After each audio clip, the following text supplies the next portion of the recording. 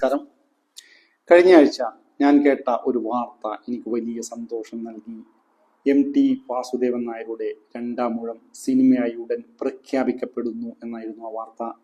ആ പ്രഖ്യാപന നിമിഷത്തിനായി ഒരു വായനക്കാരനായി, ഒരു ആരാധകനായി ഞാൻ കാത്തിരിക്കുകയാണ്. രണ്ടാം ഊഴം സിനിമയായാൽ ഭീമനായി ഞാൻ കാണാൻ ആഗ്രഹിക്കുന്നത് മോഹൻലാലിനെയാണ്.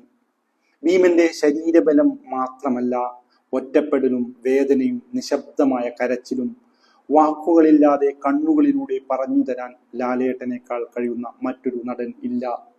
ആ കഥയുടെ ആത്മാവിനെ മണ്ണിൽ നിന്നു തന്നെ ഉയർത്തിക്കാട്ടാൻ ഋഷഭ് ഷെട്ടിയുടെ സംവിധാനം ചേർന്നാൽ രണ്ടാം ഊഴം ഒരു സിനിമ മാത്രമാകില്ല, അത് നമ്മളുടെ ഉള്ളിൽ നിന്നുയരുന്ന ഒരു അനുഭവമായി തീർക്കും എന്ന് തീർച്ചയാണ്.